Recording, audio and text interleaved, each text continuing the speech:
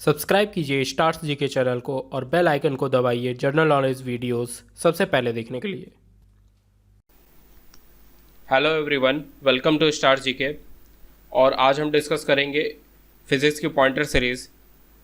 ये pointer series जो है हमारी इम्पॉर्टेंट की पॉइंट्स का कंपाइलेशन है, जो कि हमारे एग्ज़ाम्स में पूछे गए क्वेश्चंस में से लिया गया है।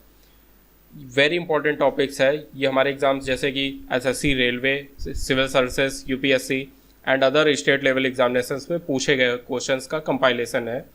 बहुत ही इंपॉर्टेंट है, इसको ध्यान से हम देखेंगे। फिज़िक्स की पॉइंटर सीरीज़ का ये हमारा पार्ट 1 वीडियो है। चलिए दोस्तों, इसको देखते हैं हम। पहला हमारा टॉपिक है मात्रक यानी कि इकाई या एसआई यूनिट का टॉपिक है। इसमें सारे एसआई यूनिट से रिलेटेड पॉइंट्स हैं। पहला पॉइंट है हमारा शक्ति का मात्रक यानी कि पावर। शक्ति का मात्रक क्या है हमारा? वॉट है। पावर की एसआई यूनिट क्या होगी हमारी? वॉट होगी। शक्ति का मात्रक होता है हमारा वॉट। दूसरा हमारा पॉइंट है विद्युत शक्ति। चाहे शक्ति पूछे या विद्युत शक्ति पूछे, विद्युत शक्ति की इकाई क्या है? वो भी वॉट होगी हमारी। विद्युत शक्ति की इकाई भी हमारी वॉट ही होगी। नेक्स्ट है हमारा बल का मात्रक क्या है, यानी कि फोर्स की एसआई यूनिट क्या है हमारी? बल की एसआई यूनिट जो होगी हमारी इकाई होगी, बल की इकाई होगी हमारी न्यूटन होगी। नेक्स्ट टॉपिक हमारा नेक्स्ट पॉइंट है कार्य का मात्रक क्या है। तो कार्य का मात्रक, कार्य की एसआई यूनिट जो होगी हमारी जूल है। कार्य की एसआई यूनिट क्या होगी हमारी? जूल होगी। कार्य की इकाई जूल, बल कार्य का मात्रक क्या है? जूल है। नेक्स्ट टॉपिक, नेक्स्ट पॉइंट है हमारा ये है आवृत्ति को मापा जाता है।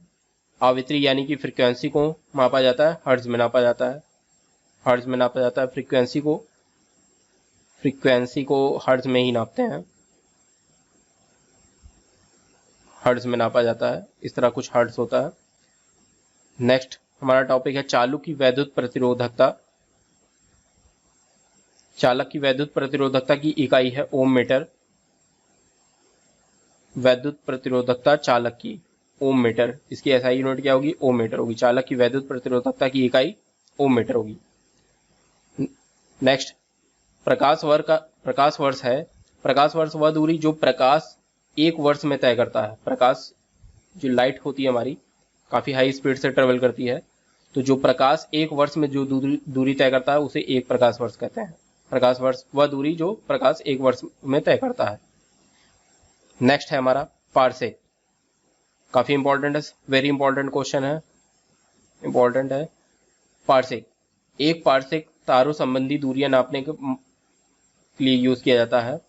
मात्रक है जिस एक पारसेक जो होता है हमारा 3.25 प्रकाश वर्ष के बराबर होता है। 3.25 लाइट ईयर्स के बराबर होता है एक पारसेक। पारसेक एसआई यूनिट है हमारी दूरी की सबसे बड़ी इकाई है पारसेक है हमारी। ये भी क्वेश्चन है, कभी कभी पूछ लिया जाता है एग्जाम में। दूरी की सबसे बड़ी इकाई क्या होगी हमारी? पारसेक होगी।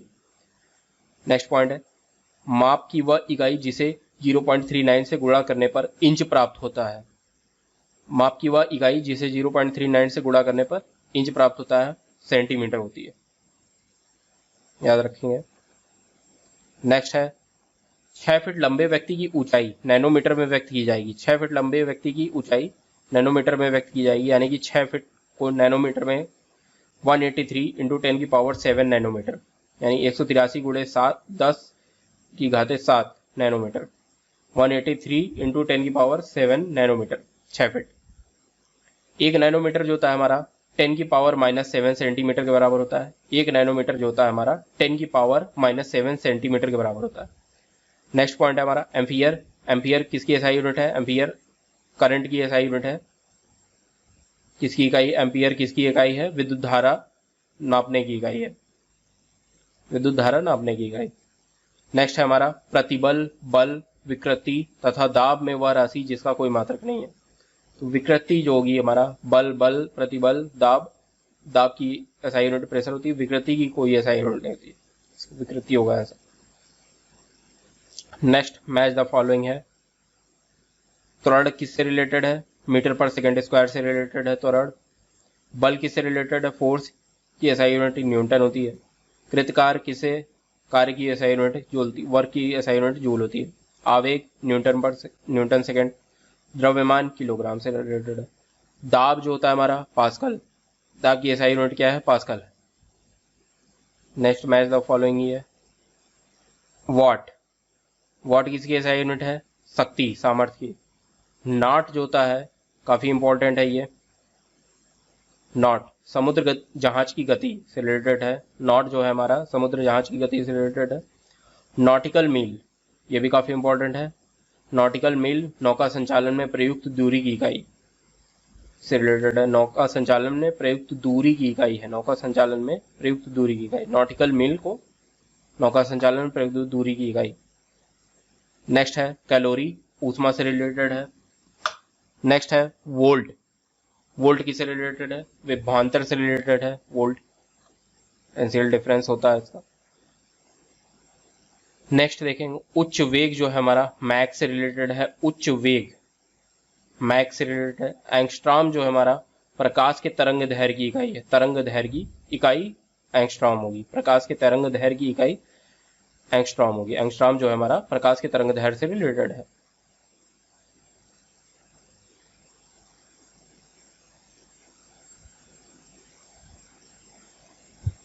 नेक्स्ट पॉइंट है हमारा एक हार्स पावर में कितने वाट होते हैं, एक हार्स पावर में हमारे 746 वाट होते हैं। एक हार्स पावर में 746 वाट होते हैं, काफी इंपॉर्टेंट है ये एग्जाम के पॉइंट ऑफ व्यू से। 746 वाट होते हैं, एक हार्स पावर में कितने वाट होते हैं, 746 वाट होते हैं। नेक्स्ट है हमारा जूल, ऊर्जा से उसी तरह संबंधित है, जूल ऊर्जा से उसी तरह संबंधित है जैसे पास्कल संबंधित है दबाव से, पास्कल हमारा दबाव से संबंधित होगा।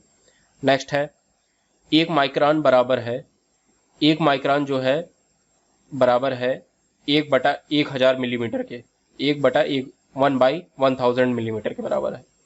एक माइक्रोन जो है 1/1000 मिलीमीटर के बराबर। नेक्स्ट एक माइक्रोन जो है हमारा 10⁻⁻4 सेंटीमीटर के भी बराबर है। एक माइक्रोन प्रदर्शित करता है 10⁻⁻4 सेंटीमीटर की लंबाई, एक माइक्रोन यानी कि 10⁻⁻4 सेंटीमीटर बराबर है। नेक्स्ट हमारा डेसिबल जो है साउंड से रिलेटेड, यानी ध्वनि की प्रबलता की इकाई है डेसिबल, ध्वनि की प्रबलता की इकाई है डेसिबल। अश्वशक्ति जो हमारा शक्ति की इकाई है, 746 वाट होता है अश्वशक्ति 1 हॉर्स पावर। सेल्सियस जो है हमारा तापमापन की इकाई है। Next point kilo calorie, kilo calorie, kilo joule तथा वाट में से ऊष्मा की इकाई नहीं है। ऊष्मा की इकाई कौन सी नहीं है, वाट नहीं होगी, शक्ति की इकाई होती है वाट। नेक्स्ट हमारा 1 किलोमीटर दूरी का तात्पर्य है 1000 मीटर से, ये दो कॉमन क्वेश्चन है, इंपॉर्टेंट है ये। पिकोग्राम जो है हमारा, एक पिकोग्राम बराबर होता है 10⁻⁻12 ग्राम के बराबर होता है। एक पिकोग्राम जो होता है हमारा 10⁻⁻12 पिकोग्राम के बराबर होता है। एक पिकोग्राम 10⁻⁻12 ग्राम के बराबर। नेक्स्ट हमारा दाब की इकाई है, प्रेशर की इकाई है न्यूटन वर्ग मीटर, पास्कल यानी कि न्यूटन वर्ग मीटर, न्यूटन पर वर्ग मीटर। एटमॉस्फेरिक प्रेशर की इकाई, एटमॉस्फेरिक प्रेशर की इकाई क्या होती है, बार होती है हमारी, यानी कि पारिस्थितिक दबाव। एटमॉस्फेरिक प्रेशर की इकाई बार होगी हमारी। एक बार जो होता है हमारा 1 किलोग्राम पर सेंटीमीटर स्क्वायर दाब के समतुल्य है, बराबर है। एक बार जो है हमारा 1 किलोग्राम पर सेंटीमीटर स्क्वायर के बराबर है। तेल का एक बैरल जो होता है हमारा, तेल का एक बैरल 1 बैरल जो होता है हमारा 159 लीटर के बराबर होता है। तेल का एक बैरल 159 लीटर के बराबर होता है, काफी इंपॉर्टेंट है ये, वेरी इंपॉर्टेंट। तेल का एक बैरल 159 लीटर के बराबर होता है। माइक्रोन, नैनोमीटर, एंगस्ट्रॉम तथा फर्मीमीटर में से लंबाई की न्यूनतम इकाई, लेंथ की सबसे छोटी एसआई यूनिट होती है, लंबाई की सबसे छोटी यूनिट होती है हमारी फर्मीमीटर। इसका आंसर है फर्मीमीटर। नैनोमीटर, माइक्रोन, एंगस्ट्रॉम में से फर्मीमीटर, फर्मीमीटर जो है हमारी लंबाई की सबसे छोटी यूनिट है। नेक्स्ट देखते हैं क्यूसेक। क्यूसेक हमारा रिलेटेड है प्रवाह की दर से रिलेटेड है, संबंधित है। बाइट जो है हमारा कंप्यूटर से संबंधित है, रिलेटेड है। रिएक्टर जो है हमारा, रिएक्टर भूकंप की तीव्रता से रिलेटेड है। भूकंप की तीव्रता नापने में रिएक्टर स्केल का यूज किया जाता है। बार जो है हमारा दाब से रिलेटेड है, प्रेशर से रिलेटेड है। दाब यानी प्रेशर की एसआई यूनिट जो होती है बार होती। क्यूसेक में मापा जाता है जल का प्रवाह। क्यूसेक में क्या नापा जाता है? जल का प्रवाह, प्रवाह की दर पहले भी हम देख चुके हैं, क्यूसेक। नेक्स्ट है डॉब, नॉट, डॉप्सन, प्वाज तथा मैक्सवेल में से वायुमंडल के ओजोन परत की मोटाई नापने वाली इकाई। वायुमंडल के ओजोन परत की मोटाई नापने वाली इकाई, ओजोन परत की मोटाई नापने वाली इकाई जो होगी हमारी डॉप्सन होगी। काफी इंपॉर्टेंट टॉपिक है ये, इंपॉर्टेंट है ये। डॉप्सन जो है हमारा वायुमंडल के ओजोन परत की मोटाई नापने वाली इकाई है, डॉप्सन। नेक्स्ट है महासागर में डूबी हुई वस्तुओं की स्थिति जानने के लिए, डूबी हुई वस्तुओं की, महासागर में डूबी हुई वस्तुओं की स्थिति जानने के लिए प्रयोग किया जाता है। किसका प्रयोग किया जाता है? महासागर में डूबी हुई स्थितियों की स्थिति जानने के लिए, पता लगाने के लिए सोनार का प्रयोग किया जाता है। नेक्स्ट है सोनार प्रयोग में लाया जाता है, नौका संचालकों द्वारा लगाया जाता है। नेक्स्ट है सोनार में हम उपयोग करते हैं, सोनार में हम उपयोग करते हैं पराश्व तरंगों का। ये काफी इंपॉर्टेंट है। सोनार में हम किस तरंगों का यूज करते हैं? पराश्व तरंगों का यूज करते हैं सोनार में हम पराश्व तरंगों का यूज करते हैं। काफी इंपॉर्टेंट है ये।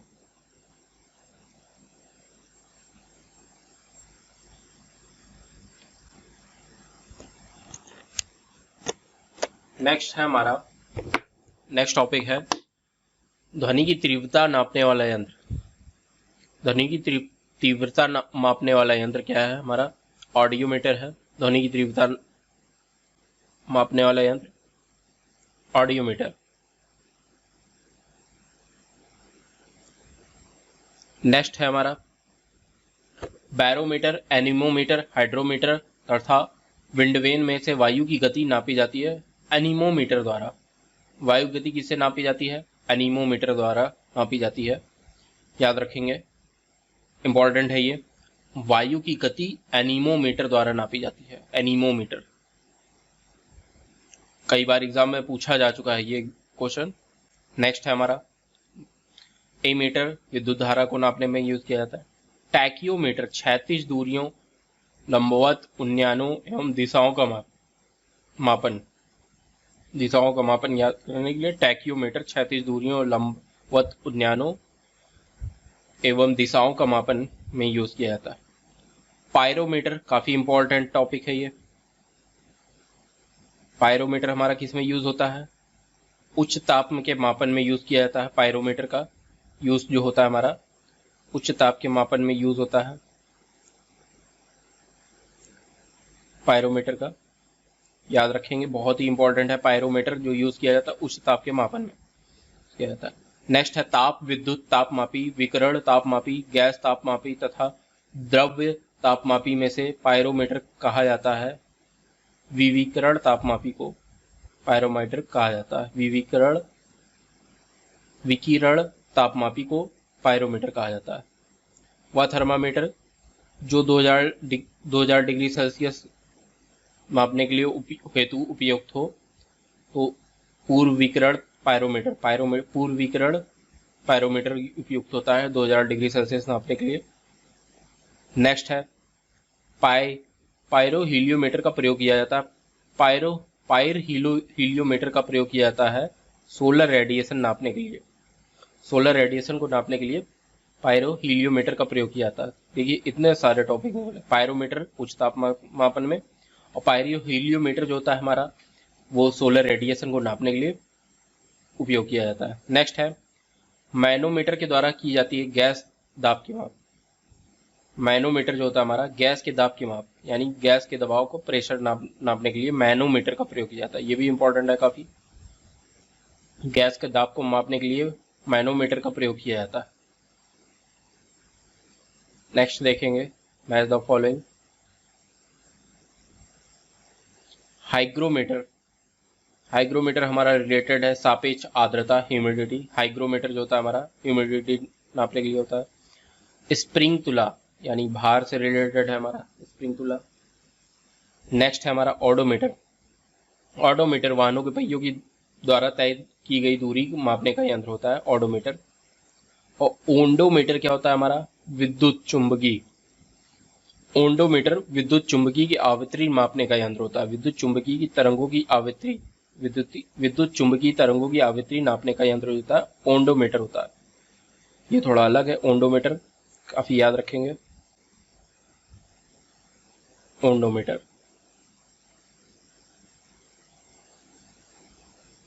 वायुमंडलीय दाब को मापने में उपयोग किया जाता है बैरोमीटर।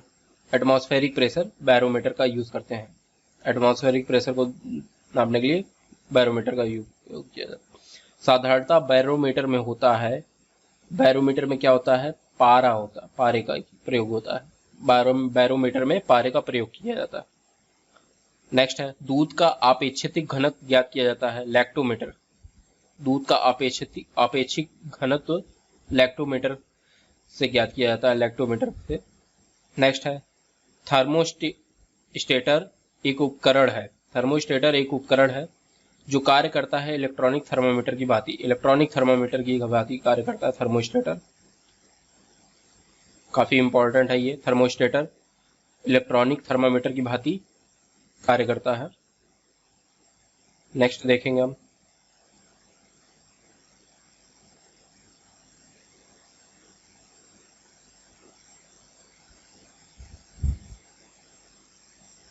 स्टेथोस्कोप।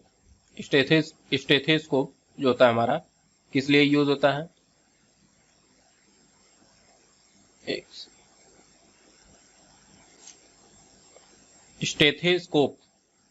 स्टेथोस्कोप हमारा किस लिए यूज किया जाता है? हृदय की ध्वनि सुनने के लिए स्टेथोस्कोप का यूज किया जाता है। स्टेथोस्कोप का जो कि डॉक्टर्स लोग यूज करते हैं, स्टेथोस्कोप से हृदय की ध्वनि सुनने के लिए यूज किया जाता है। स्फेग्नोमीटर जो हमारा होता है, बीपी नापने की मशीन को क्या कहा जाता है? रक्तचाप नापने के लिए स्फेग्नोमीटर का यूज किया जाता है। स्फेग्नोमीटर का यूज किया जाता है बीपी नापने के लिए। स्फेग्नोमीटर की बीपी की मशीन को स्फेग्नोमीटर कहते हैं, ये याद रखिए। रक्तचाप नापने के लिए स्फेग्नोमीटर का यूज। कैरेटोमीटर सोने की शुद्धता नापने के लिए यूज किया जाता है। कैरेटोमीटर से पता ही चल रहा है 22 कैरेट या 24 कैरेट सोना होता है जो कैरेटोमीटर ह्यू से रिलेटेड है। लैक्सोमीटर प्रकाश की तीव्रता नापने के लिए यूज किया जाता है। लैक्समीटर जो होता है हमारा प्रकाश की तीव्रता नापने के लिए उपयोग किया जाता है। नेक्स्ट है हमारा रक्त दाब नापने का यंत्र, स्फेग्नोमीटर है, याद रखेंगे हम। अभी हमने देखा ही मैच द फॉलोइंग में स्फेग्नोमीटर रक्त दाब नापने का यंत्र है।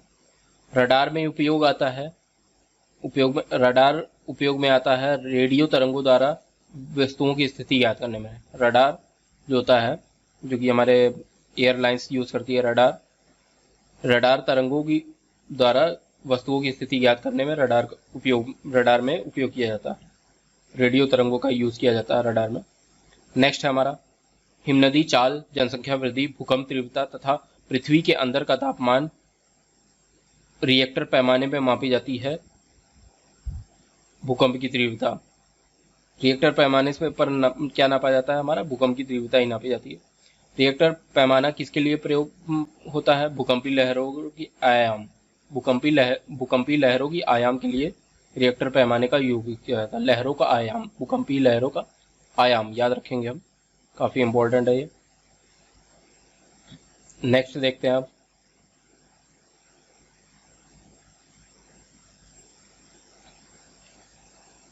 नेक्स्ट है मैच द फॉलोइंग है। मैच द फॉलोइंग देखते हैं हम। सेल्सियस हमारा किससे रिलेटेड है? ताप से रिलेटेड है। सेल्सियस ताप से रिलेटेड है। किलोवाट आवर विद्युत से रिलेटेड है। आरएच गुणांक जो है हमारा रक्त से रिलेटेड है। रिएक्टर पैमाना भूकंप से रिलेटेड है। ताप का वह पैमाना जिसमें ऋणात्मक मान नहीं होता। केल्विन में नेगेटिव मान नहीं होता, ऋणात्मक मान नहीं होता केल्विन में। ताप का वह पैमाना जिसमें ऋणात्मक मान नहीं होता, केल्विन। ये भी काफी इंपॉर्टेंट है। भूकंप मापी यंत्र है सिस्मोग्राफ। सिस्मोग्राफ रिकॉर्ड करता है भूचाल, सिस्मोग्राफ। नेक्स्ट देखेंगे ऊंचाई किससे नापा जाता है? अल्टीमीटर से नापा जाता है। ऊंचाई हमारा जो रिलेटेड अल्टीमीटर से नापा जाता है। प्रतिरोध की एसआई यूनिट जो होती है हमारी ओम होती है, पहले भी बताया था हमने। फैदोमीटर, फैदोमीटर से क्या होता है? समुद्र की गहराई नापी जाती है। फैदोमीटर से समुद्र की गहराई नापी जाती है, काफी इंपॉर्टेंट है फैदोमीटर। अल्टीमीटर ऊंचाई से रिलेटेड है। नेक्स्ट बैरोग्राफ, बैरो बार, बैरोमीटर, बैरोग्राफ जो होगा हमारा वायुमंडलीय दाब होगा। मैनोमीटर जो होता वो भी हमारा प्रेशर दाब से है रिलेटेड। कार्बोरेटर, कार्बोरेटर हमारे इंजन में यूज होता है, आंतरिक दहन इंजन में यूज होता है। कार्डियोग्राम जो होता है हमारा हृदय की गति होती है, उसको कार्डियोग्राम कहते हैं। कार्डियोग्राम से ही देखा जाता है, नापा जाता है। सिस्मोग्राफ, सिस्मोमीटर जो होता है हमारा भूकंपी तरंगों की तीव्रता नापने के लिए होता है, सिस्मोग्राफ। नेक्स्ट है हमारा फोनोमीटर का उपयोग किया जाता है ध्वनि की तीव्रता एवं संपादन आवृत्ति के मापन में। फैनोमीटर जो होता है हमारा ध्वनि की तीव्रता और संपादन आवृत्ति के मापन में। झूठ का पता लगाने वाली यंत्र क्या है? पॉलीग्राफ। झूठ का पता लगाने वाला यंत्र क्या है? पॉलीग्राफ। काफी इंपॉर्टेंट है, याद रखेंगे इसको। झूठ का पता लगाने वाली यंत्र क्या है? पॉलीग्राफ। नेक्स्ट देखते हैं। नेक्स्ट हमारा टॉपिक है यांत्रिकी। साधारण यंत्र किसी व्यक्ति की सहायता करता है कम बल प्रयोग करके भी उतनी ही मात्रा में काम करने में। नेक्स्ट हम देखते हैं, एक व्यक्ति एक संवेदनशील तराजू पर खड़ा है, यदि वह गहरी सांस अंदर लेता तो तराजू की रीडिंग जो होगी बढ़ेगी। संवेदनशील तराजू पर खड़ा या वह गहरी सांस लेता तो तराजू की रीडिंग बढ़ेगी। वॉशिंग मशीन का कार्य सिद्धांत है अपकेंद्रण, अपकेंद्रण से दृढ़ सिद्धांत है। वॉशिंग मशीन का कार्य का सिद्धांत क्या है? अपकेंद्रण। प्रक्षालन मशीन का कार्य प्रणाली का सिद्धांत है, प्रक्षालन मशीन की कार्य प्रणाली का सिद्धांत है अपकेंद्रीकरण। प्रक्षालन मशीन की कार्य प्रणाली का सिद्धांत है अपकेंद्रीकरण। नेक्स्ट है हमारा विस्थापन, वेग, बल तथा आयतन में से सदिश राशि वेक्टर नहीं है, तो इसमें हमारा होगा आयतन जो होती है हमारी वेक्टर राशि नहीं है, सदिश राशि नहीं है। नेक्स्ट है हमारा समय, चाल, विस्थापन तथा दूरी में से सदिश राशि है विस्थापन, सदिश राशि है समय, चाल, विस्थापन, विस्थापन में से सदिश राशि। संवेग, दाब, ऊर्जा तथा कार्य में से सदिश की राशि है संवेग, सदिश राशि है।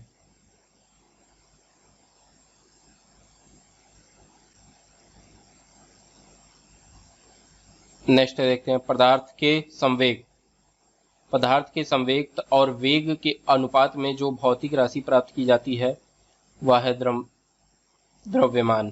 पदार्थ के संवेग वेग के अनुपात में जो भौतिक राशि प्राप्त की जाती है वह है द्रव्यमान। बल गुणनफल है द्रव्यमान और त्वरण का, द्रव्यमान और त्वरण का।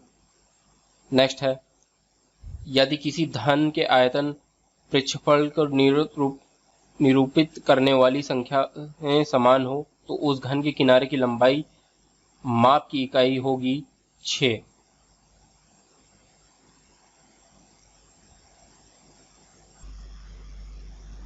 नेक्स्ट है हमारा ऊर्जा का संरक्षण का आशय है ऊर्जा का ना तो सृजन हो सकता है और ना ही विनाश हो सकता है।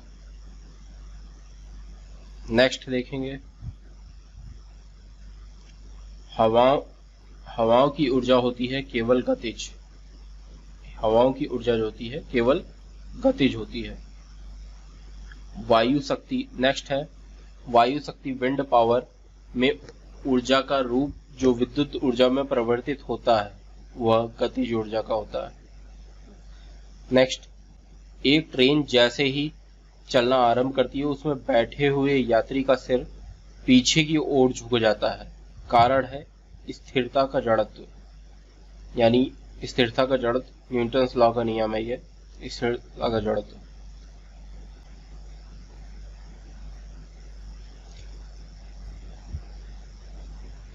कथन ए, एक पूर्णतः घर्षणहीन पृष्ठ पर खड़ा व्यक्ति सीटी बजाने से अपने को गति में ला सकता है। कारण R। यदि किसी तंत्र पर कोई बाह्य बल क्रियाशील न हो तो इसका संवेग H परिवर्तित नहीं हो सकता। A और R दोनों सही हैं।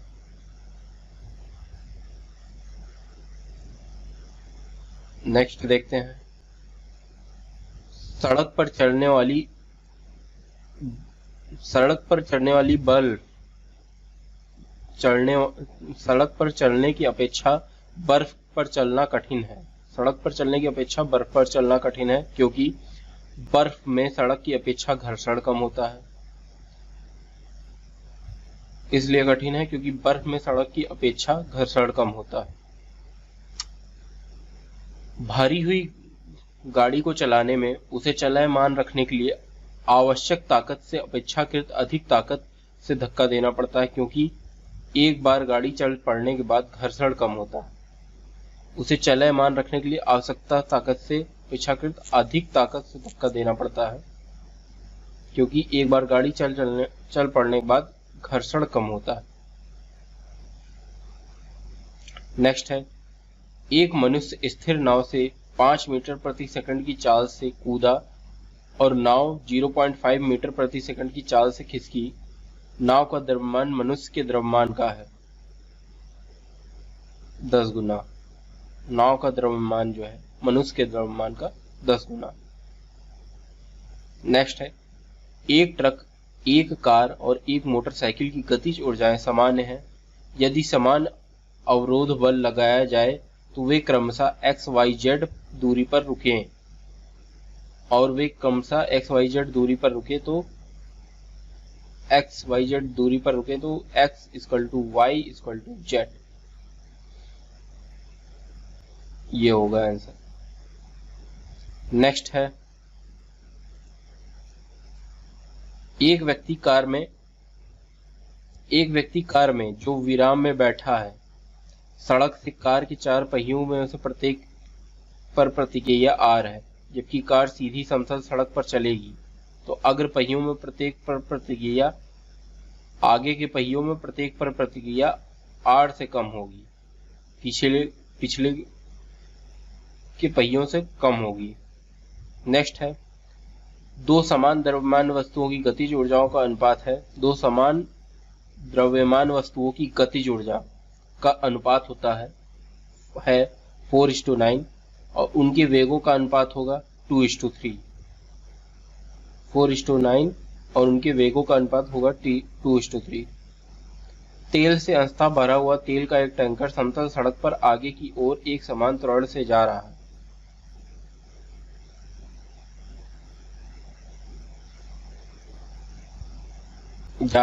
तेल का मुक्त पृष्ठ क्षैतिज इस प्रकार आनत होगा कि पिछले सिरे पर अधिक गहराई होगी। Not important. नेक्स्ट है, एक तीक्ष्ण वृत्ताकार पथ पर तीव्र गति से जाता हुआ 4 पहियों वाला वाहन। ये भी उतना इम्पोर्टेंट नहीं है। त्वरण ज्ञात करने का सही सूत्र है एक्सेलरेशन ज्ञात करने का सही सूत्र है A = V - U/T। A = V - U/T। Very important है, कभी भी पूछ सकता है।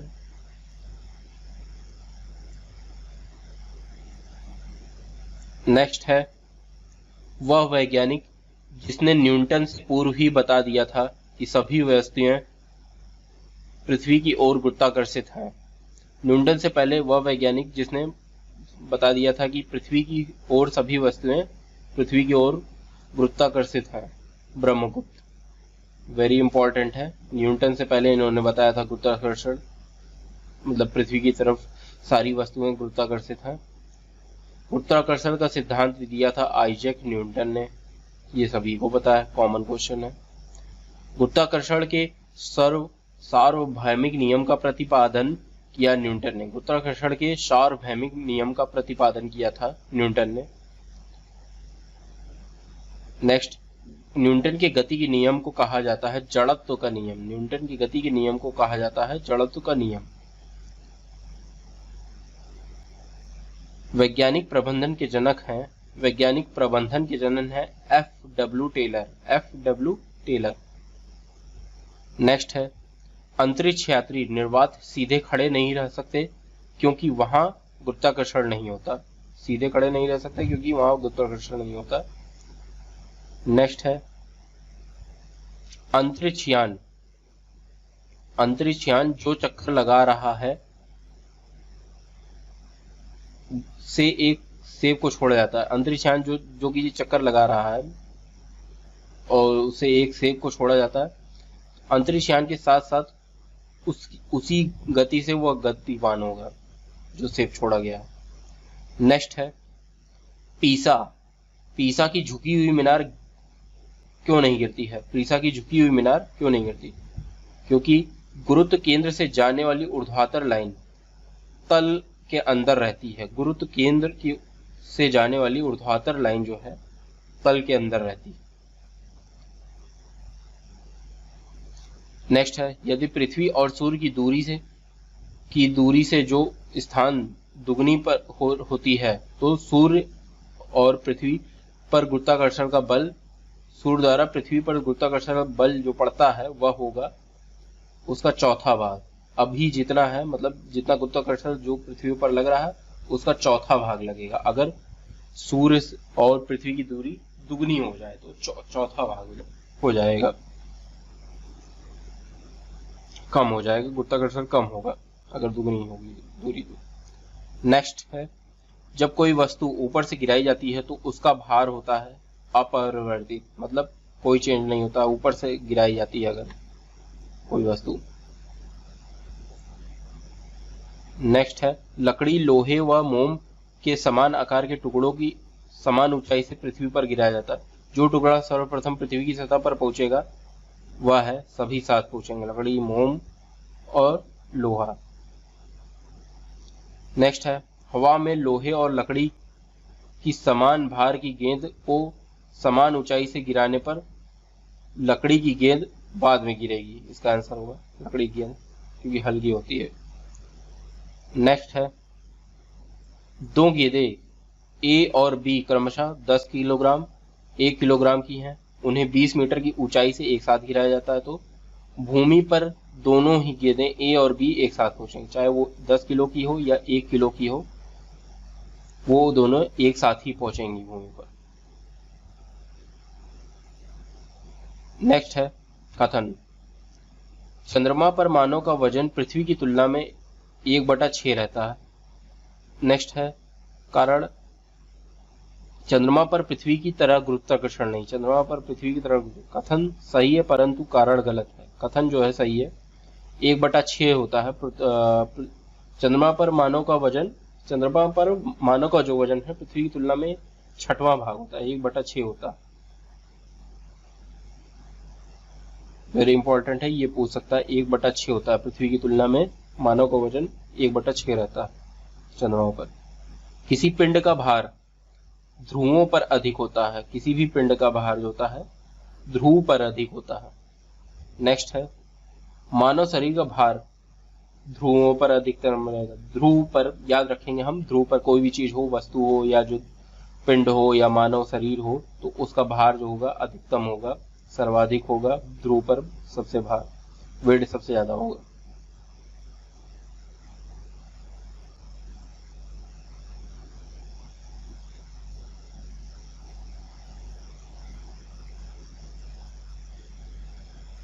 नेक्स्ट है हमारा गुरुत्व के अधीन विराम अवस्था में मुक्त रूप से गिरने वाली किसी कण के मामले में समय t, विस्थापन d विवरण प्रदर्शित करेगा। रेखा चित्र है, d ये है डिस्टेंस और टाइम ये है, तो ये ग्राफ प्रदर्शित करेगा।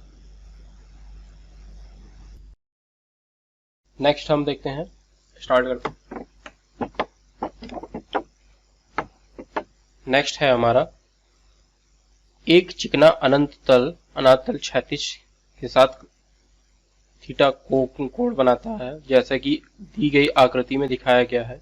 एक पिंड विरामावस्था से प्रारंभ कर अनंत पृष्ठ से नीचे की ओर फिसलता। अगस्त पिंड को पहुंचने में समय लगेगा -1/sin थीटा √2h/g। ये डायग्राम होगा। नेक्स्ट हम देखते हैं एक ऊंची इमारत से एक गेंद 9.8 मीटर पर सेकंड स्क्वायर के समान त्वरण के साथ गिराई जाती है, 3 सेकंड बाद उसका वेग होगा 29.4 मीटर पर सेकंड स्क्वायर। इसी में 3 का इंटू कर दिया जाएगा, 9.8 मीटर पर सेकंड स्क्वायर में 3 का इंटू कर देंगे, 29.4 मीटर पर सेकंड स्क्वायर।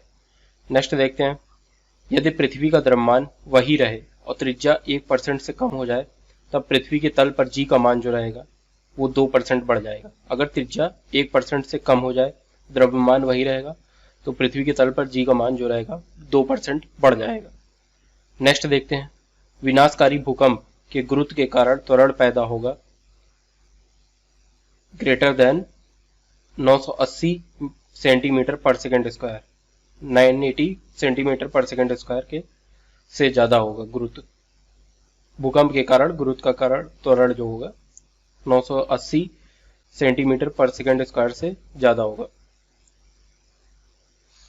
एक व्यक्ति का पृथ्वी पर द्रव्यमान 100 किलोग्राम है, गुरुत्व जनित त्वरण ग्रेविटेशनल फोर्स 10 मीटर पर सेकंड स्क्वायर है। अगर चंद्रमा पर गुरुत्व जनित त्वरण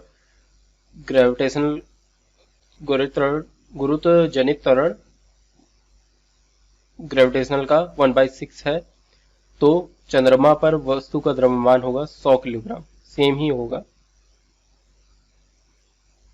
नेक्स्ट है, भारहीनता होती है गुरुत्वाकर्षण की शून्य स्थिति पर। भारहीनता जो होती है गुरुत्वाकर्षण की शून्य स्थिति पर, जब ग्रेविटेशनल फोर्स नहीं रहेगा तब भारहीनता होगी। नेक्स्ट है हमारा, रेडियम जो है मैडम क्यूरी से रिलेटेड है। पेनिसिलिन जो है हमारा अलेक्जेंडर फ्लेमिंग से रिलेटेड है। एक्सरे जो है डब्ल्यू के रॉन्टजन से रिलेटेड है। चेचक जो है एडवर्ड जेनर इसके खोजकर्ता थे, चेचक के एडवर्ड जेनर, ये 3 याद रखेंगे। अलेक्जेंडर फ्लेमिंग जो है पेनिसिलिन के हमारे आविष्कारक हैं, और डब्ल्यू के रॉन्टजन एक्सरे के, काफी इंपॉर्टेंट है ये टॉपिक एक्सरे वाला। एक्सरे डब्ल्यू के रॉन्टजन और चेचक एडवर्ड जेनर। नेक्स्ट हम देखेंगे, पृथ्वी अपने कक्ष में लगभग 44,000 किलोमीटर 4400 किलोमीटर प्रति घंटा से घूमती है। 4400 किलोमीटर प्रति घंटे से की गति से घूमती है। इस गति को हम अनुभव नहीं करते हैं क्योंकि हम अपने कक्ष में पृथ्वी की गति की अपेक्षा हमारी शून्य है। पृथ्वी की गति की अपेक्षा हम अपने कक्ष में हमारी शून्य है। पृथ्वी की गति की अपेक्षा हमारी गति जो है शून्य है, ये होगा रीजन। और पृथ्वी की कितनी 4400 किलोमीटर प्रति घंटे की गति से घूमती है। 4400 किलोमीटर प्रति किलोमीटर घंटे की गति से घूमती है, याद रखेंगे ये भी, कभी एग्जाम में पूछ सकता है। 4400 किलोमीटर प्रति घंटे की गति से घूमती है पृथ्वी। नेक्स्ट है, यदि पृथ्वी का गुरुत्वाकर्षण बल अचानक लुप्त हो जाता है तो वस्तु का भार शून्य हो जाएगा, परंतु द्रव्यमान वही रहेगा। भार जो रहेगा शून्य हो जाएगा, द्रव्यमान जो रहेगा वही रहेगा, द्रव्यमान। नेक्स्ट देखते हैं, प्रत्येक क्रिया के लिए एक समान विपरीत प्रतिक्रिया होती है। यह नियम दिया था न्यूटन ने दिया था। Every force have an equal and opposite reaction, ये न्यूटन का ही नियम था, न्यूटन थर्ड लॉ था जिसे कहते हैं। नेक्स्ट है, पृथ्वी के चारों ओर परिक्रमा कर रहा एक कृत्रिम उपग्रह इसलिए पृथ्वी पर नीचे नहीं गिरता। पृथ्वी की चारों ओर परिक्रमा कर रहा कृत्रिम उपग्रह इसलिए पृथ्वी पर नीचे नहीं गिरता क्योंकि पृथ्वी का आकर्षण उसकी गति के लिए आवश्यक त्वरण प्रदान करता। नेक्स्ट देखेंगे, एक भू उपग्रह अपने कक्ष में निरंतर गति करता रहता है। यह अभिकेंद्र बल के प्रभाव से होता है जो प्राप्त होता है पृथ्वी द्वारा उपग्रह पर लगने वाले गुरुत्वाकर्षण से। जो प्राप्त होता पृथ्वी द्वारा उपग्रह पर लगने वाले गुरुत्वाकर्षण से अभिकेंद्र बल के प्रभाव से होता है, निरंतर गति करता रहता है जो।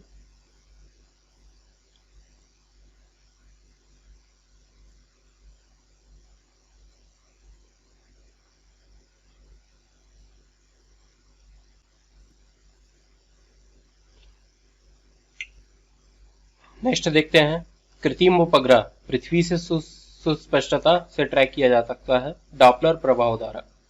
कृत्रिम उपग्रह पृथ्वी से सुस्पष्टता से ट्रैक किया जाता है, पृथ्वी से ट्रैक किया जा सकता है डॉपलर प्रभाव द्वारा। कृत्रिम उपग्रह जो है ट्रैक कैसे किया जाता है? डॉपलर प्रभाव द्वारा, याद रखेंगे डॉपलर प्रभाव। नेक्स्ट है, अपने कक्ष में एक उपग्रह पृथ्वी के चक्कर लगाता रहता है। अपने कक्ष में एक उपग्रह पृथ्वी के चक्कर लगाता रहता है। वह ऐसा करता है केंद्राभिमुखी बल के द्वारा, अभिकेंद्र बल के द्वारा। अपने कक्ष में एक उपग्रह पृथ्वी के चक्कर लगाता रहता है, वह ऐसा करता है अभिकेंद्र बल के कारण, केंद्राभिमुखी बल के कारण। नेक्स्ट देखेंगे,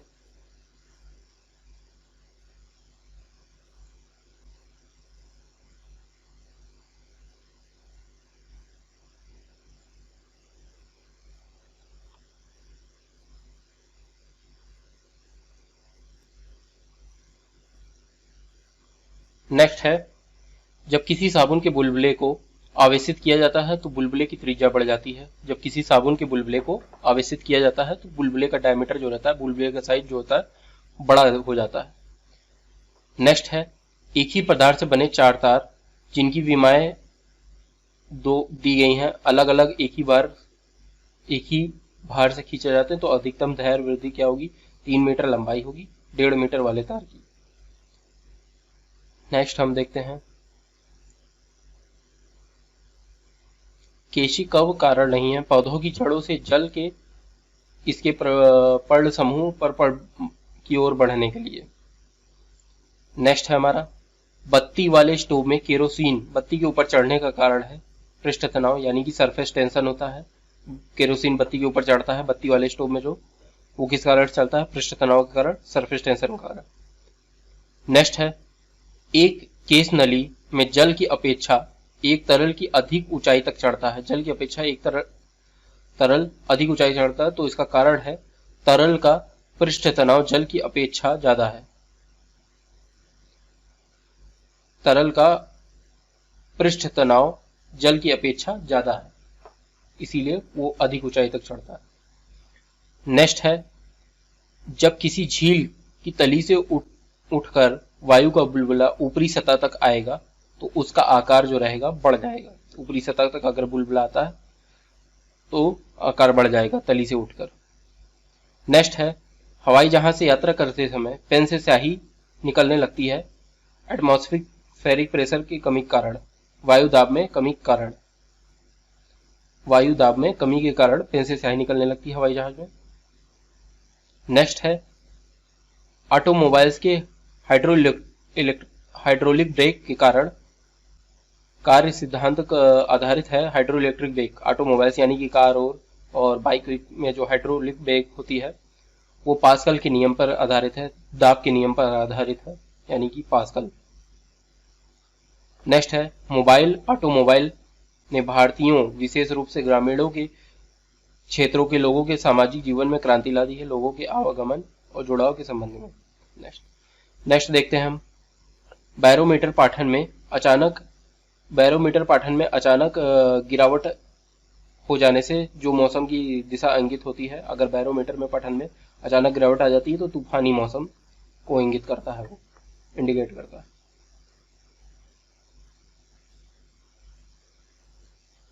नेक्स्ट देखेंगे,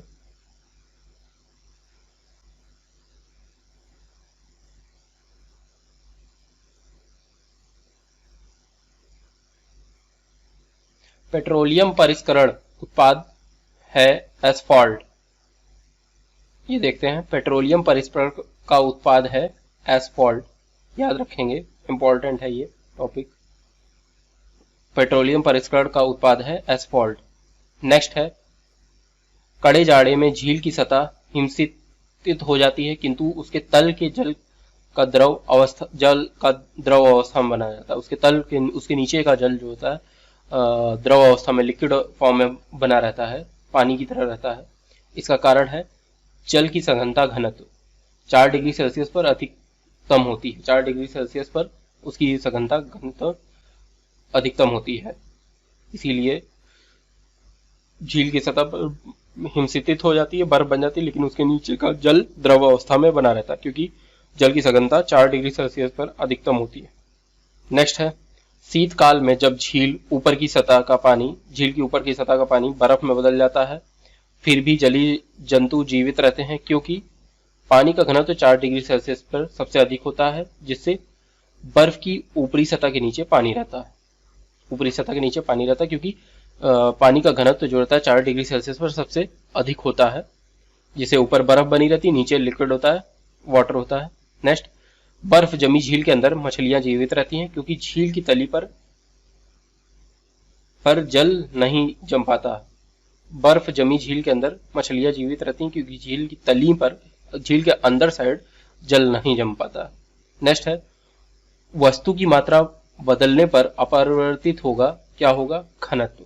घनत्व जो रहेगा वही रहेगा, चेंज नहीं होगा। पानी का आपेक्षिक घनत्व सर्वाधिक होता है 4 डिग्री सेल्सियस पर, याद रखना है, काफी इंपॉर्टेंट है। आपेक्षिक घनत्व पानी का जो रहता है 4 डिग्री सेल्सियस पर सबसे अधिक होता है। नेक्स्ट है हमारा, जल का अधिकतम घनत्व जो होता है, सबसे अधिकतम घनत्व जो होता है, ये भी याद रखना है। दोनों ही इंपॉर्टेंट है हमारे। 4 डिग्री सेल्सियस पर अधिकतम होता है और 277 केल्विन पर अधिकतम होता है। नेक्स्ट देखते हैं, लोहे का एक गोला पारद पर तैरता है किंतु पानी में डूब जाता है। कारण है इसका, लोहे का अपेक्षिक घनत्व पारद के अपेक्षिक घनत्व से अधिक होता है। ये सही है, परंतु आर गलत है, कारण गलत है ये आपका। अधिक रहेगा तो डूब जाएगा। नेक्स्ट है, लोहे की कील पारे पर तैरती है जबकि वह पानी में डूब जाती है, क्योंकि लोहे का घनत्व पानी से अधिक है तथा पारे से कम है। लोहे का घनत्व पानी से अधिक है और पारे से कम है। घनत्व अधिक रहेगा तो डूब जाएगा, कम रहेगा तो तैरेगा। नेक्स्ट है, एक सुई पानी में डूब जाती है जबकि लोहे से बना जहाज पानी पर तैरता रहता है, क्योंकि सुई का आपेक्षिक घनत्व उसके द्वारा हटाए पानी के आपेक्षिक घनत्व से अधिक होता है। उसके द्वारा हटाए गए पानी से आपेक्षिक घनत्व से अधिक होता है, ये रीजन है। लोहे की सुई पानी की सतह पर तैरती है सरफेस टेंशन के कारण। लोहे की सुई जो होती है पानी की सतह पर अगर तैरेगी तो वो सरफेस टेंशन, पृष्ठ तनाव के कारण तैरेगी। नेक्स्ट है, जब कुएं से पानी की बाल्टी ऊपर खींचते हैं तो हमें महसूस होता है कि बाल्टी पानी की सतह से ऊपर भारी हो गई। पानी की सतह से जब ऊपर आती है तो भारी हो जाएगी और पानी की सतह पर रहेगी तो भारहीन रहेगी। नेक्स्ट है, एक भारहीन गुब्बारे में 200 ग्राम जल भरा गया है। इस जल में भार होगा 0। भारहीन गुब्बारे में अगर जल भरा जाएगा 200 ग्राम तो जल का भार जो रहेगा वो 0 रहेगा। नेक्स्ट है, मथने के पश्चात क्रीम का दूध से पृथक हो जाने का कारण है आप केंद्रीय बल लगता है, उसकी वजह से क्रीम जो होती है दूध से पृथक हो जाती है। नेक्स्ट है हमारा, बादलों के वायुमंडल में बादल जो होता है हमारा क्यों तैरता है? क्योंकि उसका घनत्व जो होता है बादल का कम होता है। वायुमंडल में इसलिए तैरता है बादल क्योंकि उसका घनत्व जो होता है कम होता है। नेक्स्ट है, वह तत्व जो सबसे पहले कृत्रिम रूप से बनाया गया है, यह है टेक्नीशियम है। वह तत्व जो सबसे पहले कृत्रिम रूप से उत्पादित किया गया, टेक्नीशियम। नेक्स्ट है, समुद्र में प्लवन करते हुए आइसबर्ग का जितना भाग समुद्र की सतह से ऊपर होता है, आइसबर्ग का कितना भाग समुद्र की सतह से ऊपर होता है? 1/9 भाग जो होता है समुद्र की सतह से ऊपर होता है। नेक्स्ट है हमारा, पानी के ग्लास में एक बर्फ का टुकड़ा तैर रहा है। जब बर्फ पिघलती है तो पानी का स्तर जो रहेगा उतना ही होगा, सेम होगा। नेक्स्ट है, पानी के 4 डिग्री सेल्सियस पर शरीर तैरता है। यदि तापमान 100 डिग्री सेल्सियस हो जाए तो शरीर डूब जाएगा।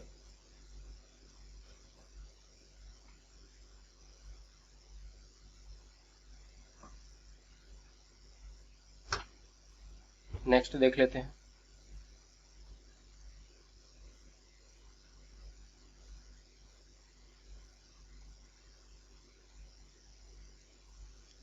समुद्र में नदी की अपेक्षा तैरना आसान होता है क्योंकि समुद्र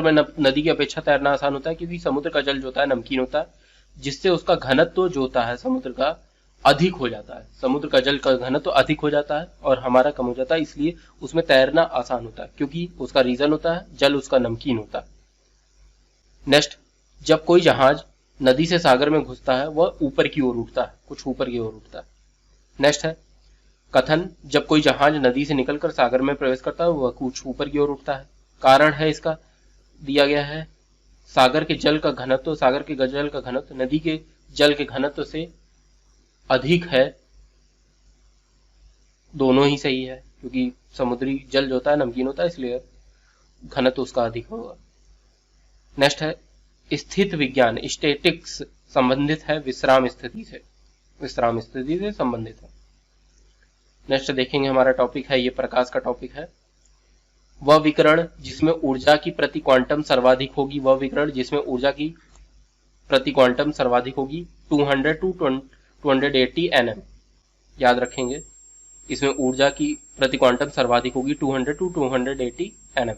नेक्स्ट है हमारा सौर विकिरण दिखाता है लगभग 400 से 700 nm परास में, सौर विकिरण जो होती है हमारी 400 से 700 nm परास में होती है, याद रखेंगे। नेक्स्ट है दृश्य प्रकाश का धैर्यमान, दृश्य प्रकाश का धैर्यमान जो कि हमारा दिखने वाला जो जिसमें हम देख सकते हैं उसका धैर्यमान कितना होता है, 390 से लेके 780 nm के बीच होता है, 390 से लेके 780 nm के बीच में होता है।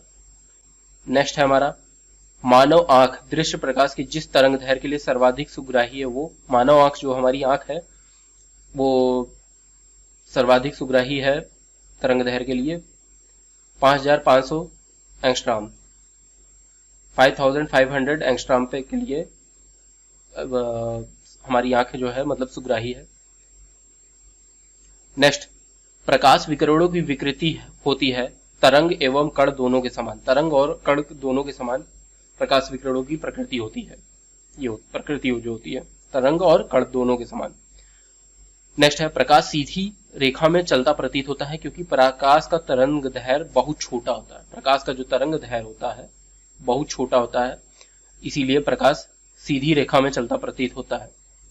नेक्स्ट है हमारा कॉस्मिक किरण प्रकाश इलेक्ट्रॉन पराध्वनिक तरंग में वह वेग जिसका वेग अधिकतम होगा, किसका वेग, प्रकाश का वेग अधिकतम होगा, इलेक्ट्रॉन पराध्वनिक तरंग प्रकाश का वेग अधिकतम होगा। नेक्स्ट, प्रकाश का शून्य अवकाश वेग अनुमानित है 3 × 10⁸ मीटर पर सेकंड से, अनुमानता है प्रकाश का शून्य अवकाश जो है 3 × 10⁸ मीटर पर सेकंड से है शून्य अवकाश। प्रकाश का वेग अधिकतम होगा, नेक्स्ट जो था हमारा प्रकाश का वेग अधिकतम होगा निर्वात में, प्रकाश का वेग अधिकतम होगा निर्वात में। नेक्स्ट है हमारा प्रकाश की गति न्यूनतम होगी, जो प्रकाश की गति न्यूनतम होगी कांच के बीच से जाते हुए, किसके बीच से, जब कांच के बीच से गुजरेगा प्रकाश तो सबसे कम गति होगी प्रकाश की, कांच के बीच से जब गुजरेगा। नेक्स्ट है हमारा पर सूर्य के प्रकाश को धरती की सतह पर पहुंचने में लगने वाला समय, सूर्य के प्रकाश को धरती की सतह में पहुंचने में लगने वाला समय जो होता है हमारा 8.3 मिनट होता है। सूर्य से के प्रकाश को धरती की सतह पर पृथ्वी पर पहुंचने में समय लगता है जो 8.3 मिनट लगता है। नेक्स्ट है हमारा प्रकाश की तरंगों के वायु के कांच से गुजरने में, वायु से प्रकाश की तरंगों को वायु से कांच में जो चर वेरिएबल प्रभावित होते हैं वह है तरंग दैर्घ्य और वेग, वायु से और कांच में जब आएगा तो तरंग दैर्घ्य और वेग प्रभावित होंगे प्रकाश के। नेक्स्ट है जब प्रकाश एक माध्यम से दूसरे माध्यम में जाता है तो अपरिवर्तित रहती है उसकी आवृत्ति फ्रीक्वेंसी, उसकी फ्रीक्वेंसी नहीं बदलती है जब एक माध्यम से दूसरे माध्यम से जाता है प्रकाश। नेक्स्ट है जब प्रकाश की किरण सघन माध्यम से विरल माध्यम में गमन करती है तो इसकी चाल बढ़ जाती है और यह अभिलंब दूर हट जाती है। प्रकाश की किरण सघन माध्यम से विरल माध्यम में गमन करती है तो इसकी चाल जो होती है बढ़ जाती है और यह अभिलंब से दूर हट जाती है। नेक्स्ट है हमारा प्रकाश संश्लेषण की क्रिया संपादित होती है, प्रकाश संश्लेषण की क्रिया संपादित होती है प्रकाश से रासायनिक ऊर्जा में रूपांतरण द्वारा। प्रकाश संश्लेषण जो कि हमारा पौधों में होता है, खाना बनाने के लिए पौधों को यूज करते हैं, फोटोसिंथेसिस जिसको इंग्लिश में कहते हैं, प्रकाश से रासायनिक ऊर्जा में रूपांतरण होता है इसमें। नेक्स्ट है हमारा प्रकाश सजावट। प्रकाश सजावट तथा विज्ञापन के लिए विसर्जन नलिकाओं में प्रयुक्त होने वाली गैस। प्रकाश सजावट के लिए जो यूज होती है हमारी नियॉन गैस यूज होती है, याद रखेंगे।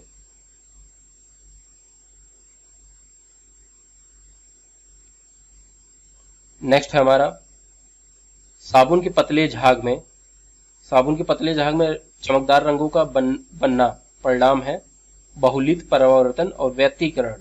बहुलित परावर्तन और व्यतिकरण। बहुलित परावर्तन होता है और व्यतिकरण होता है, जिससे साबुन के पतले झाग में चमकदार रंगों का दिखाई देते हैं। नेक्स्ट हम देखते हैं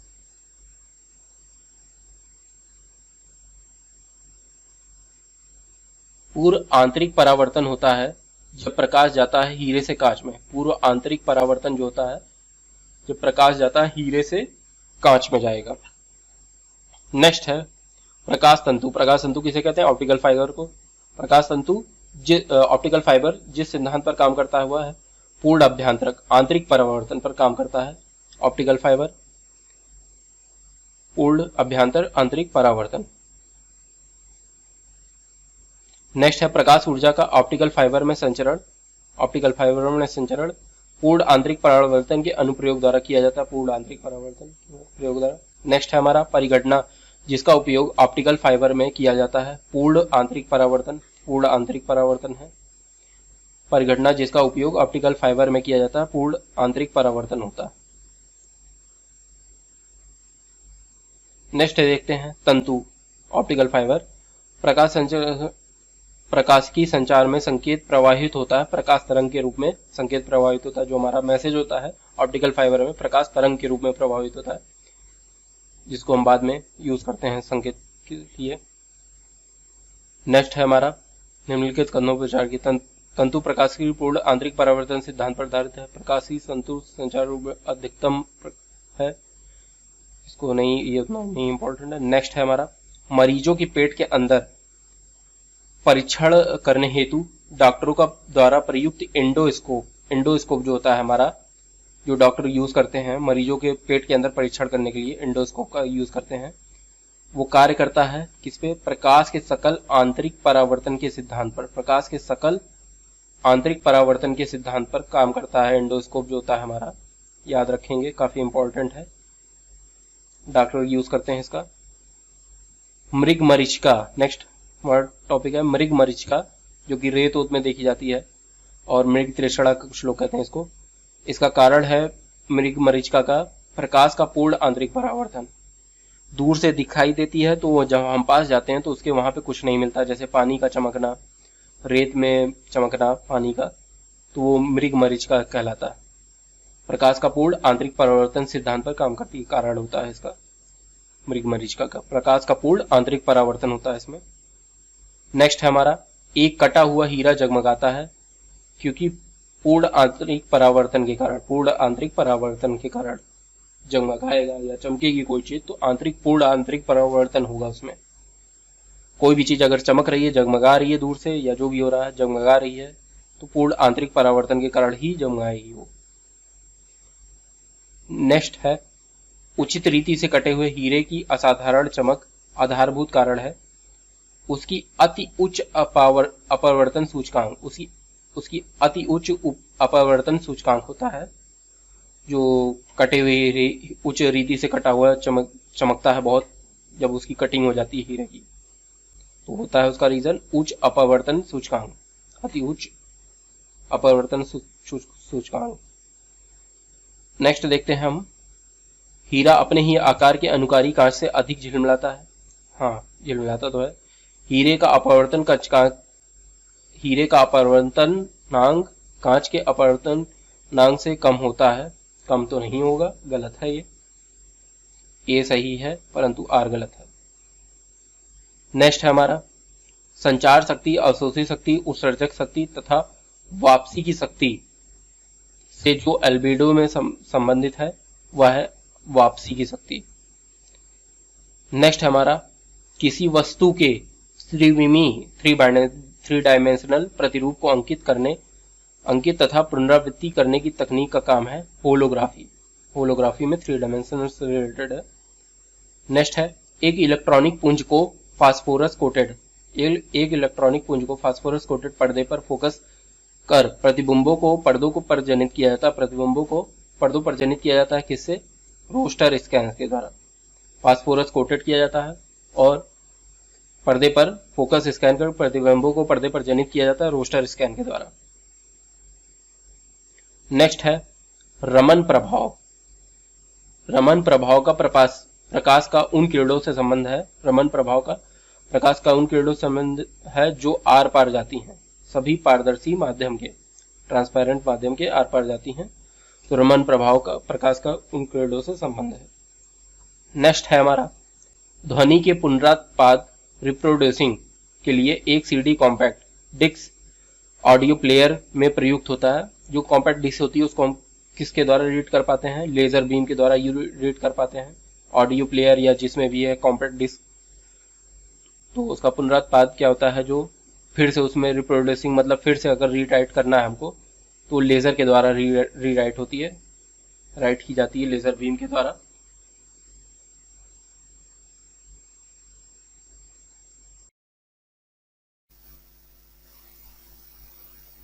नेक्स्ट है हमारा जब एक सीडी ऑडियो वीडियो प्रणाली में प्रयुक्त होने वाली कॉम्पैक्ट डिस्क सूर्य के प्रकाश में देखी जाती है तो इंद्रधनुष के समान रंग दिखाई पड़ते हैं।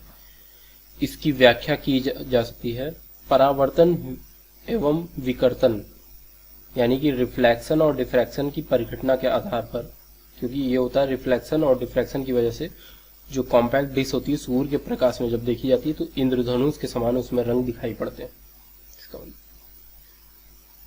नेक्स्ट है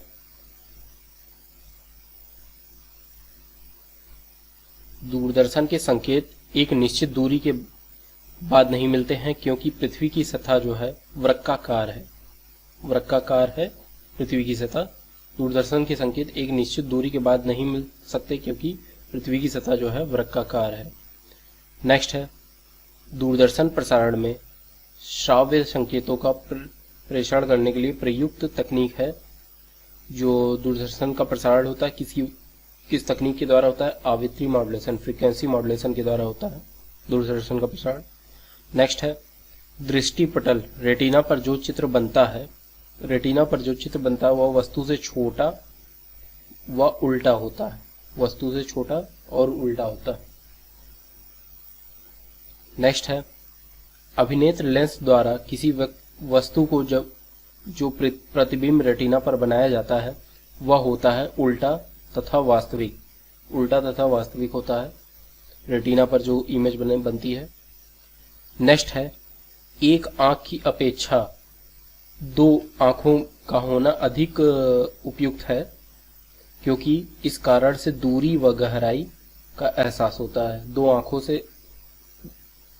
एक आंख की अपेक्षा दो आंखों का होना अधिक उपयुक्त है क्योंकि इस कारण से दूरी व गहराई का एहसास होता है दो आंख होने की वजह से।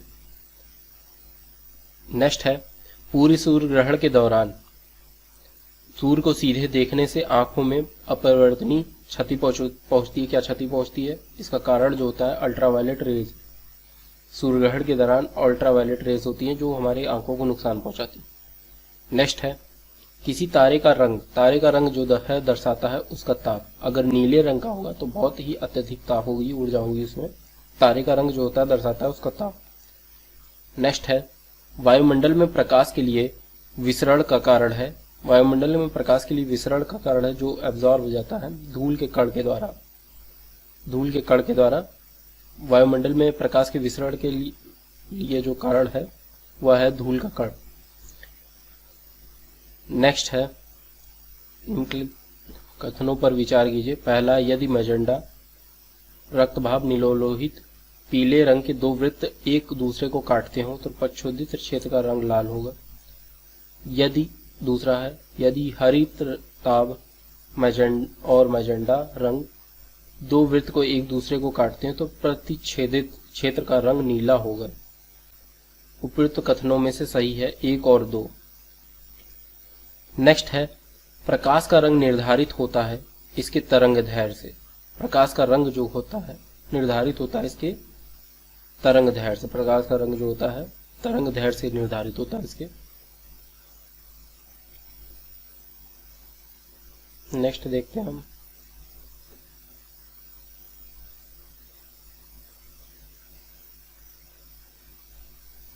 सबसे लंबा तरंगदैर्घ्य है लाल रंग का।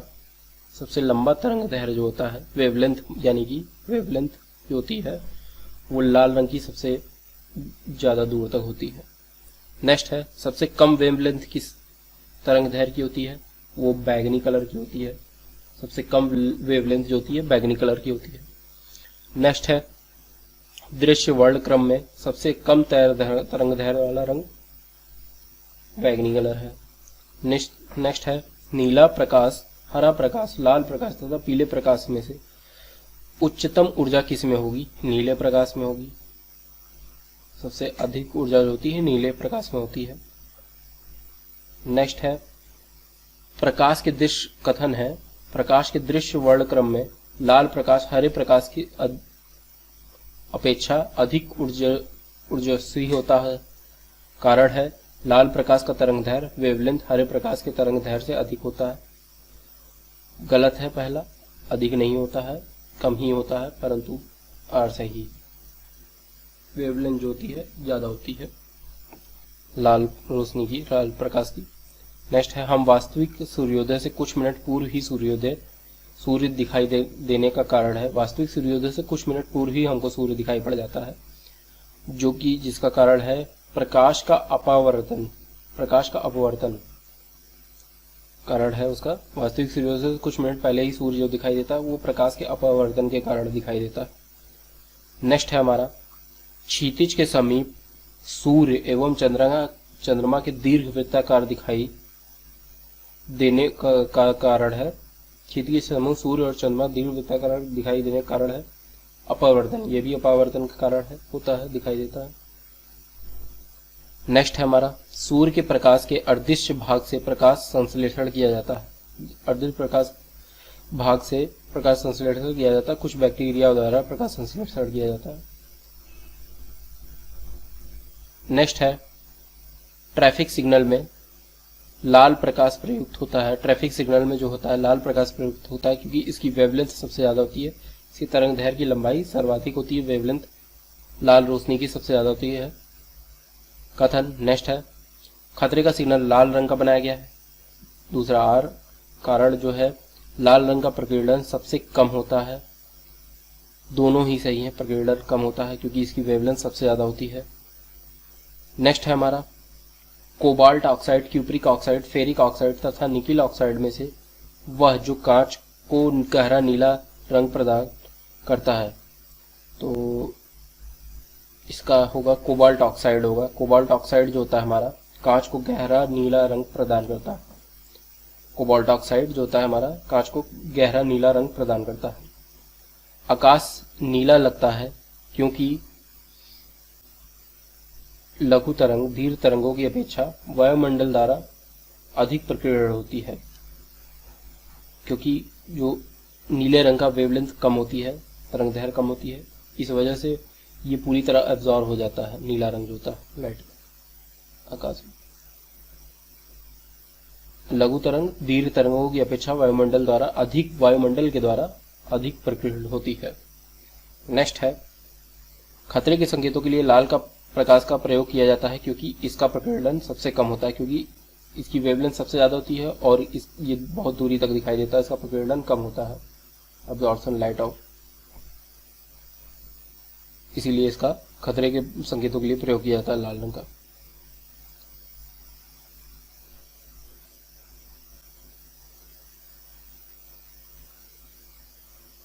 इसमें कथनों पर विचार कीजिए। आकाश का नीला दिखने का कारण है प्रकाश का कम प्रकीर्णन। पहला सही है, प्रकाश का कम प्रकीर्णन। तीसरा सही है इसमें, सूर्योदय के समय सूर्य लाल दिखने का कारण है प्रकाश का प्रकीर्णन। प्रकाश का प्रकीर्णन के कारण सूर्य लाल दिखाई देता है। नेक्स्ट है सूर्यास्त और सूर्योदय के समय सूर्य के लाल रंग प्रतीत होने का कारण है प्रकाश का प्रकीर्णन। प्रकाश के प्रकीर्णन के द्वारा कारण जो होता है सूर्योदय और सूर्यास्त के समय सूर्य लाल रंग का दिखाई देता है। नेक्स्ट है अंतरिक्ष यात्री को आकाश का रंग दिखाई देता है काला। आकाश किस रंग का दिखाई देगा अंतरिक्ष यात्री को? काले रंग का दिखाई देगा। नेक्स्ट है जब अधिक ऊंचाई पर वायुयान से आकाश को देखा जाता है, वायुयान से आकाश को देखा जाता है अधिक ऊंचाई पर, तो वह काले रंग का दिखाई देता है। ये भी सेम। नेक्स्ट है समुद्र का नीला रंग प्रतीत होता है। समुद्र नीला क्यों दिखाई देता है? आकाश के परावर्तन एवं जल के कणों के द्वारा प्रकाश के प्रकीर्णन के कारण। आकाश के परावर्तन कारण होता है, जल के कणों के द्वारा होता है।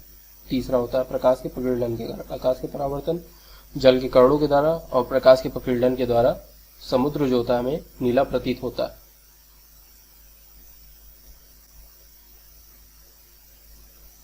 नेक्स्ट देख लेते हैं।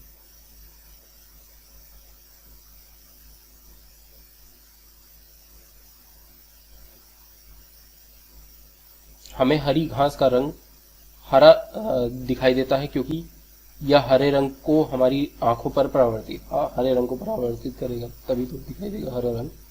नेक्स्ट है हमारा प्रसारी विश्व की संकल्पना आधारित है डॉपलर प्रभाव। डॉपलर प्रभाव पर प्रसारी विश्व की संकल्पना आधारित है। नेक्स्ट है मान लीजिए पृथ्वी से पश्चिमगामी हो रहे एक रॉकेट यान की चाल प्रकाश वेग के 2/10 है। रॉकेट में यान में स्थित यात्रियों को जो प्रकाश नीला दिखाई दे रहा है वह पृथ्वी पर स्थित प्रक्षेपकों को दिखाई देगा पीले रंग का दिखाई देगा। नेक्स्ट है कार में पीछे के यातायात को के दृश्यावलोकन के लिए प्रयोग होता है उत्तल दर्पण का। उत्तल दर्पण यानी कॉन्वेक्स मिरर का यूज होता है इसमें। कुछ इस तरह का शेप होता है इसका कॉन्वेक्स मिरर का, और लाइट रेज ऐसे आती है। कार में जो यूज होता है हमारा उत्तल दर्पण का यूज होता है, यानी कॉन्वेक्स मिरर का यूज होता है। किसका यूज होता है? कॉन्वेक्स मिरर का यूज होता है। कार में हम पीछे के यातायात को देखने के लिए कॉन्वेक्स मिरर का यूज किया जाता है, यानी कि उत्तल दर्पण का यूज किया जाता है।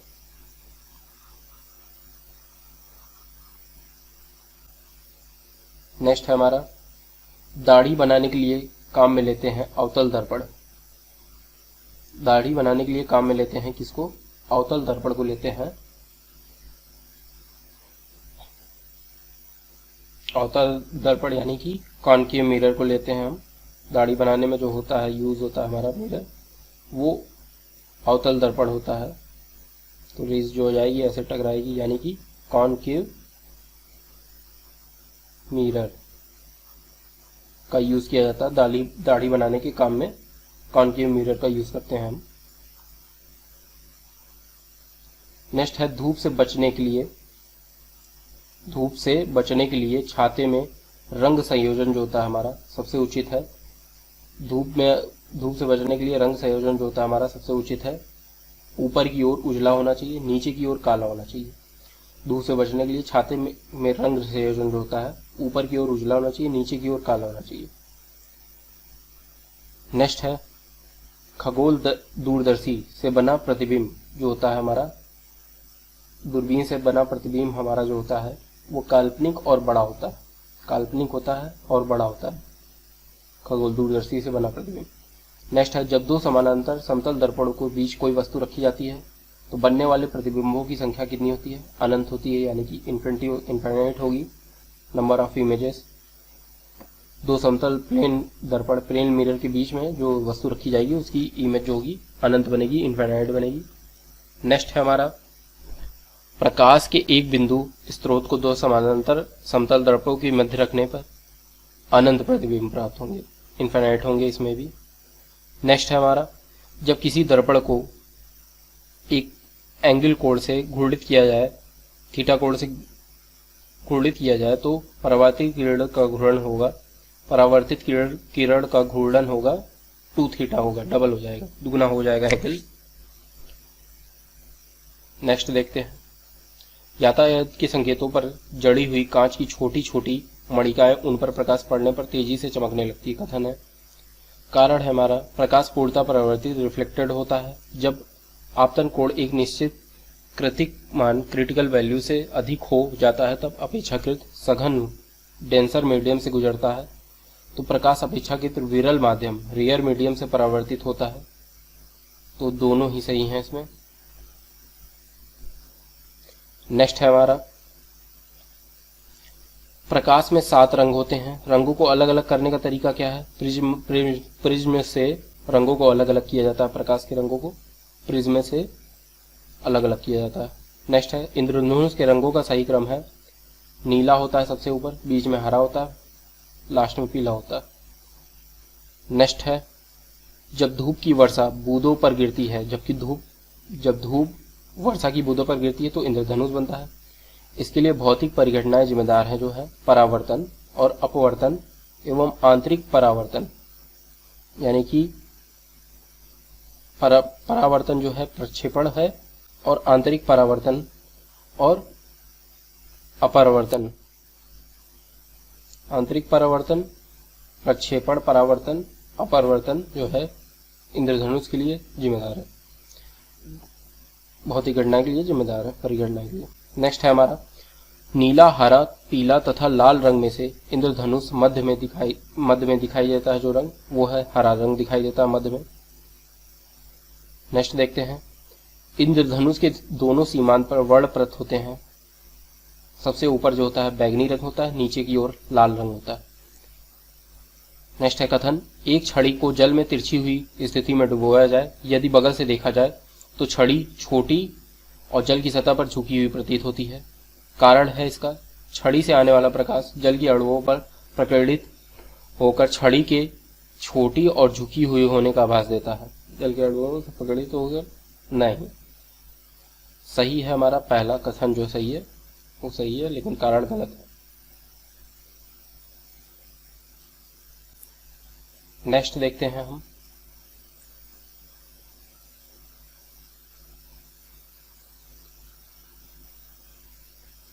जल में वायु का बुलबुला किसकी भांति व्यापार करेगा? जल में जो वायु का बुलबुला होता है वो अवतल लेंस की भांति व्यवहार करेगा, अवतल लेंस की भांति व्यवहार करेगा। जल में वायु का बुलबुला जो रहेगा अवतल लेंस की भांति व्यवहार करेगा, यानी कि कॉनकेव लेंस की भांति व्यवहार करेगा जो रहेगा। नेक्स्ट है, जल के अंदर वायु का बुलबुला व्यवहार करता है आबसारी लेंस अवतल लेंस के जैसा व्यवहार करता है। नेक्स्ट देखते हैं, किसी व्यक्ति का पूरा प्रतिबिंब देखने के लिए एक समतल दर्पण की न्यूनतम ऊंचाई होनी चाहिए। अगर हमें अपनी पूरी लंबाई देखनी है किसी मिरर में, तो व्यक्ति की ऊंचाई का आधा होना चाहिए, व्यक्ति की लंबाई का आधा मिरर होना चाहिए, तो मिरर में उसका पूरा प्रतिबिंब दिखाई देगा। किसी व्यक्ति का पूरा प्रतिबिंब देखने के लिए एक समतल दर्पण की न्यूनतम ऊंचाई जो होनी चाहिए उसकी लंबाई की आधी होनी चाहिए, व्यक्ति की ऊंचाई का आधा होना चाहिए। नेक्स्ट है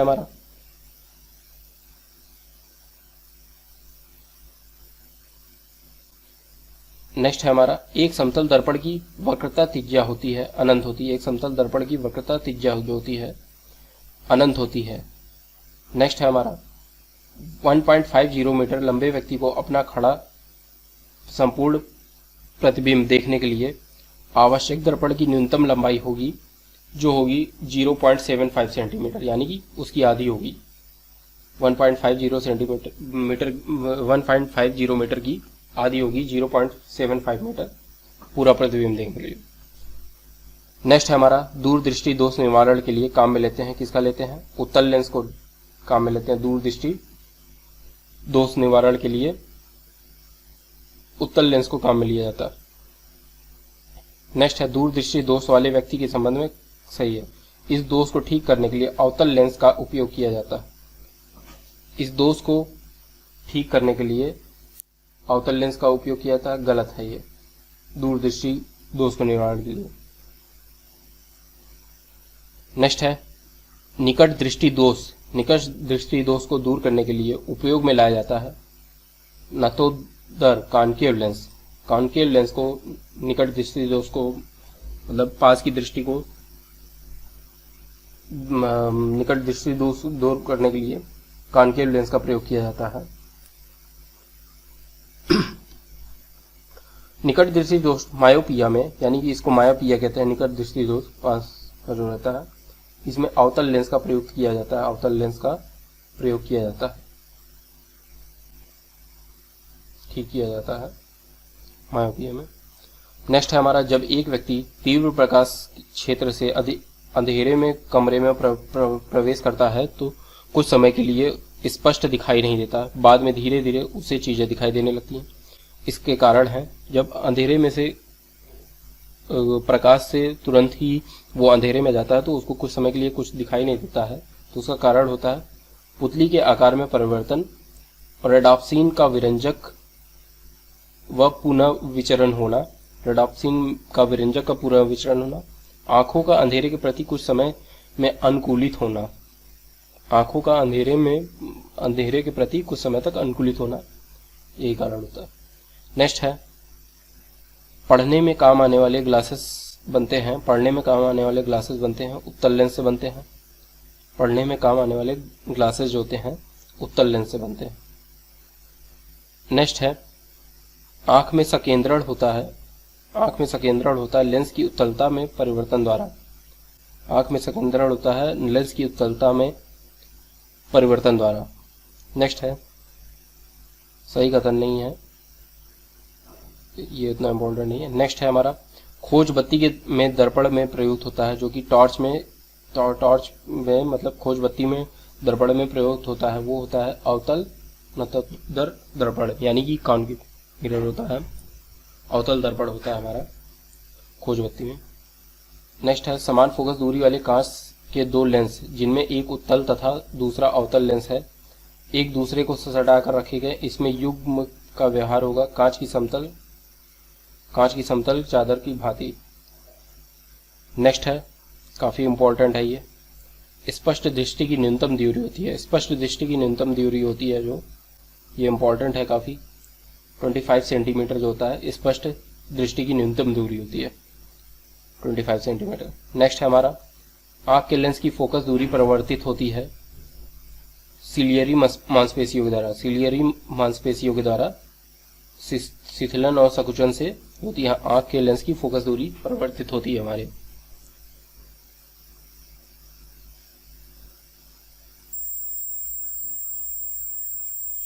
नेक्स्ट है हमारा, लेंस की शक्ति किस में नापी जाती है, लेंस की शक्ति जो नापी जाती है हमारी डायोप्टर में नापी जाती है, लेंस की शक्ति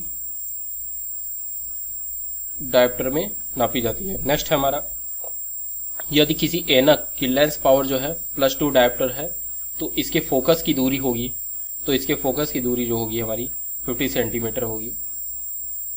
अगर +2 डायोप्टर है तो इसके फोकस की दूरी जो होगी 50 सेंटीमीटर होगी। नेक्स्ट है हमारा, धूप के चश्मे की पावर होती है 0 डायोप्टर होती है, ये तो सभी को पता है।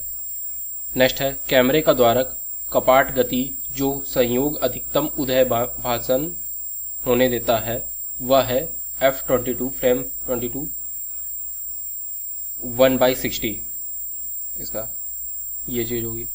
नेक्स्ट है, आंख के रेटिना की परंपरागत कैमरा के जिस भाग से तुलना की जा सकती है वह है फिल्म।